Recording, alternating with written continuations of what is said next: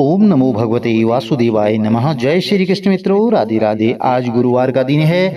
गुरुवार का दिन भगवान श्री हरि विष्णु को समर्पित होता है। गुरुवार का व्रत करने से बृहस्पति देवता भी प्रसन्न होते हैं। यदि आपकी कुंडली में गुरु ग्रह की स्थिति ठीक नहीं है तो आपको गुरुवार का व्रत अवश्य करना चाहिए। गुरुवार के दिन किया जाने वाला दान पुण्य का कार्य भी करना चाहिए।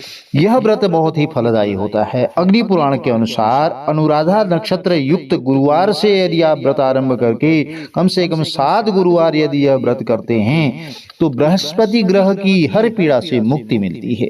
बृहस्पति कथा श्रवण करते हैं। बोलिए श्री हरि विष्णु भगवान की जय, बृहस्पतिश्वर महादेव की जय, गणपति गजानन महाराज की जय। प्राचीन समय की बात है, एक नगर में एक बहुत बड़ा व्यापारी रहता था। वह जहाजों में माल लदवा करके दूसरे देशों में भेजा करता था। वह जिस प्रकार अधिक धन कमाता था उसी प्रकार जी भर करके दान पुण्य का कार्य करता था। परंतु उसकी पत्नी बहुत कंजूस थी। वह किसी को 1 रुपया भी नहीं देती थी, कुछ नहीं देने देती थी। तो एक बार सेठ जी जब दूसरे देश में व्यापार करने के लिए गए तो पीछे से बृहस्पति देव ने साधु वेश में उसकी पत्नी से भिक्षा मांगी। तो व्यापारी की पत्नी बृहस्पति देव से बोली कि हे साधु महाराज, मैं इस दान पुण्य से बहुत ही तंग आ गई हूँ। आप कोई ऐसा उपाय बताएं कि जिससे मेरा धन नष्ट हो जाए और मैं आराम से रह सकूं। मैं यह धन लुटता हुआ नहीं देख सकती। तो बृहस्पति देव जो है ने कहा, हे देवी, तुम बहुत बड़ी विचित्र हो। संतान और धन से कोई दुखी नहीं होता है। अगर अधिक धन है तो इसे शुभ कार्यों में लगाओ। कुंवारी कन्याओं का विवाह कराओ, विद्यालय और बाग बगीचों का निर्माण कराओ। ऐसे पुण्य कार्य करने से तुम्हारा लोक परलोक सार्थक हो सकता है। परंतु साधु की इन बातों से पत्नी की को कोई खुशी नहीं हुई। उसने कहा कि मुझे ऐसे धन की आवश्यकता नहीं है जिसे मैं दान में दे सकूं। तब बृहस्पति देव बोले, यदि तुम्हारी ऐसी इच्छा है तो तुम उपाय करना।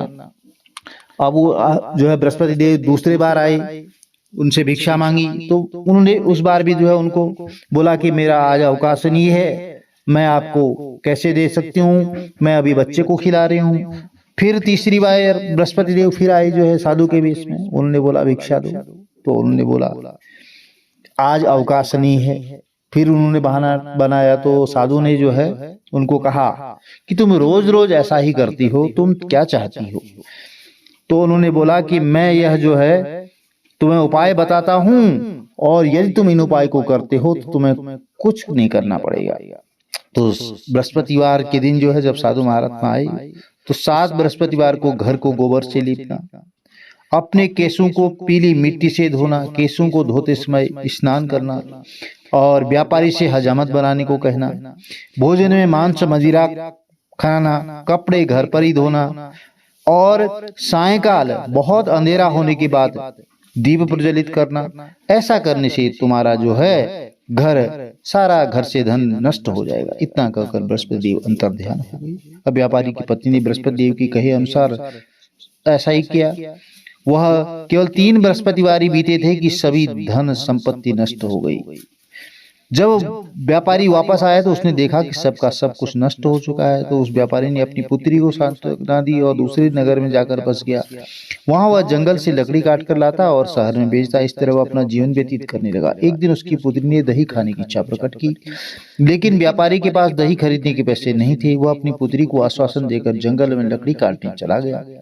वहां एक वृक्ष के नीचे बैठकर अपनी पूर्व दशा पर विचार कर रोने लगा। उस दिन बृहस्पतिवार था। तभी वहां बृहस्पति देव साधु के रूप में सेठ जी के पास आए और बोले, हे मनुष्य, तू इस जंगल में किस चिंता में बैठा है। तब व्यापारी बोला, हे महाराज, आप सब कुछ जानते हैं। इतना कहकर व्यापारी अपनी कहानी सुनाकर रो पड़ा। बृहस्पति देव बोले, देखो बेटा, तुम्हारी पत्नी ने बृहस्पति देव का अपमान किया था, इसी कारण तुम्हारा यह हाल हुआ है। लेकिन अब तुम किसी प्रकार की चिंता मत करो। तुम गुरुवार के दिन बृहस्पति देव का पाठ करो और 2 पैसे के चने और गुड़ लेकर जल के लोटे में शक्कर डालकर वह अमृत और प्रसाद अपने परिवार के सदस्यों और कथा सुनने वालों में बांट दो। स्वयं भी प्रसाद और चरणामृत लो, भगवान तुम्हारा अवश्य कल्याण करेंगे। साधु की बात सुनकर के व्यापारी बोला, महाराज, मुझे तो इतना भी नहीं बचता कि मैं अपनी पुत्री को दही ला करके दे सकूं। इस पर साधु जी बोले, तुम लकड़ियां शहर में बेचना, तुम्हें लकड़ियों के दाम पहले से चौगुने मिलेंगे, जिससे तुम्हारा सारा कार्य सिद्ध हो जाएगा। उसने लकड़ियां काटी, शहर में बेचने के लिए चल पड़ा। उसकी लकड़ियां अच्छे दाम में बिक गई, जिससे उसने पुत्री के लिए दही लिया और गुरुवार की कथा के लिए चना गुड़ लेकर के कथा की और प्रसाद बांट करके स्वयं भी खाया। उसी दिन से उसकी सभी कठिनाइयां दूर होने लगी, परंतु अगले बृहस्पतिवार को वह कथा करना भूल गया। अगले दिन वहां के राजा ने एक बड़े यज्ञ का आयोजन करके पूरे नगर के लोगों के लिए भोज का आयोजन किया। तो राजा की आज्ञा के अनुसार पूरा नगर राजा के महल में भोज करने गया, लेकिन व्यापारी और उसकी पुत्री तनिक विलंब से पहुंचे, इसलिए उन दोनों को राजा ने महल में ले जाकर के भोजन कराया। जब वे दोनों लौट कर आए तब रानी ने देखा कि उसका खूंटी पर टंगा हार गायब है। तो रानी को व्यापारी और उसकी पुत्री पर संदेह हुआ, उसका हार उन दोनों ने ही चुराया है। तो राजा की आज्ञा से उन दोनों को कारावास की कोठरी में कैद कर दिया गया। कैद में पड़कर दोनों अत्यंत दुखी हुए। वहां उन्होंने बृहस्पति देवता का स्मरण किया। बृहस्पति देव ने प्रकट होकर व्यापारी को उसकी भूल का आभास कराया और उन्हें सलाह दी कि गुरुवार के दिन कैद खाने के दरवाजे पर तुम्हें 2 पैसे मिलेंगे, उनसे तुम चने और मुनक्का मंगवाकर विधि पूर्वक बृहस्पति देवता की पूजन करना, तुम्हारे सब दुख दूर हो जाएंगे। तो बृहस्पति देववार को कैद खाने के द्वार पर उन्हें 2 पैसे मिले। बाहर सड़क पर एक स्त्री जा रही थी। व्यापारी ने उसे बुलाकर गुड़ और चने लाने को कहा। इस पर वह स्त्री बोली, मैं अपनी बहू के लिए गहने लेने जा रही हूँ, मेरे पास समय नहीं है। इतना कहकर वह चली गई।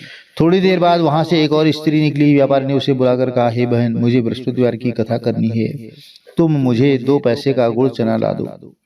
बृहस्पति देव का नाम सुनकर वह स्त्री बोली, भाई मैं तुम्हें अभी गुड़ चना लाकर देती हूँ, मेरा इकलौता पुत्र मर गया है, मैं उसके लिए कफन लेने जा रही थी, लेकिन मैं पहले तुम्हारा काम करूंगी, उसके बाद अपने पुत्र के लिए कफन लाऊंगी। वह स्त्री बाजार से व्यापारी के लिए गुड़ चना ले आई, स्वयं भी बृहस्पति देव की कथा सुनी। कथा के समाप्त होने पर स्त्री कफन लेकर अपने घर गई। घर पर लोग उसके पुत्र की लाश को राम नाम सत्य कह गए है कहते हुए शमशान ले जाने की तैयार कर रहे थे। स्त्री बोली, मुझे अपने लड़के का मुख देख लेने दो।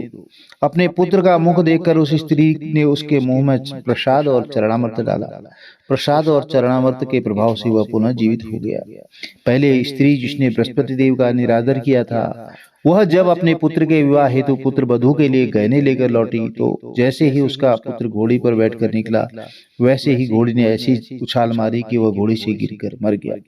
यह देख स्त्री रो रो कर बृहस्पति देव से क्षमा याचना करने लगी। उस स्त्री की याचना से बृहस्पति देव साधु वेश में वहां पहुंचकर कहने लगे कि तुम्हें अधिक विलाप करने की आवश्यकता नहीं है, यह बृहस्पति देव का अनादर करने के कारण हुआ है। तुम वापस जा करके मेरे से भक्त से क्षमा मांगकर कथा सुनो, तभी तुम्हारी मनोकामना पूर्ण होगी। जेल में जाकर के उस स्त्री ने व्यापारी से माफी मांगी और कथा सुनी। कथा के उपरांत वह प्रसाद और चरणामृत लेकर अपने घर वापस आ गई। घर आकर के उसने चरणामृत अपने पुत्र के मुख में डाला। चरणामृत के प्रभाव से उसका पुत्र भी जीवित हो गया। उसी रात बृहस्पति देव राजा के सपने में आए और बोले, हे राजन, तूने जिस व्यापारी को उसके पुत्री को जेल में कैद कर रखा है, वह बिल्कुल निर्दोष है। तुम्हारी रानी का हार वहीं खूंटी पर टंगा है। दिन निकला तो राजा रानी ने हार खूंटी पर लटका हुआ देखा। तो राजा ने उस व्यापारी और उसकी पुत्री को रिहा कर दिया और उन्हें आधा राज्य देकर के उसकी पुत्री का विवाह उच्च कुल में करवाकर बहुत सारे हीरे जवाहरात उन्हें दिए। तो मेरी भक्तजनों, यह गुरुवार की व्रत कथा थी। बहुत सारी कथाएं प्रचलित हैं, कहानियां प्रचलित हैं। कथा कहानियां सुनने के लिए चैनल को लाइक, शेयर, सब्सक्राइब जरूर करें और साथ में बेल आइकन अवश्य प्रेस कर दें, जिससे कि आने वाली वीडियोज की आपको नोटिफिकेशन ठीक समय पर मिल सके और भगवान श्री हरि विष्णु का आशीर्वाद और देवगुरु बृहस्पति का आशीर्वाद आपके कुटुंब में सदैव बना रहे। चलिए बृहस्पतिवार की आरती आरंभ करते हैं। कथा के बाद सदैव आरती करें और प्रसाद भोग वितरित करें। ओम जय बृहस्पति देवा, स्वामी जय बृहस्पति देवा, छिन छिन भोग लगाऊं कदली फल बेवा। ओम जय बृहस्पति देवा, तुम पूर्ण परमात्मा, तुम अंतर्यामी, स्वामी तुम अंतर्यामी। जगत पिता जगदीश्वर, परम पिता परमेश्वर, तुम सबके स्वामी। ओम जय बृहस्पति देवा।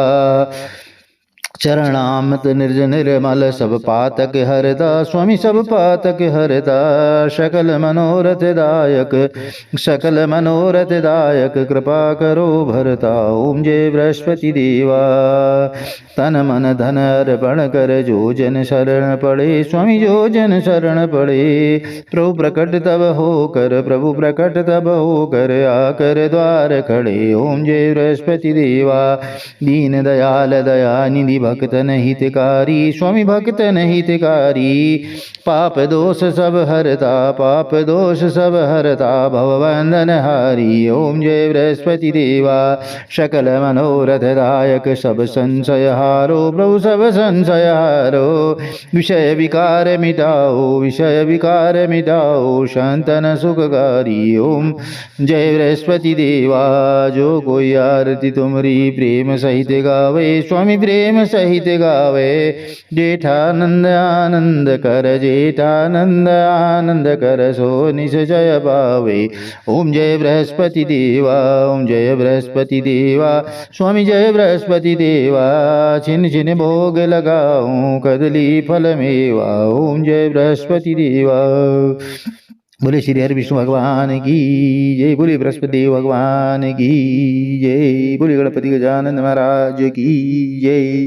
प्रिय भक्तजनों, आरती के बाद आरती शीतलीकरण जल छोड़ दें और प्रसाद भोग अर्पित करके सभी को प्रसाद वितरित करें। जय श्री कृष्ण। राधे राधे।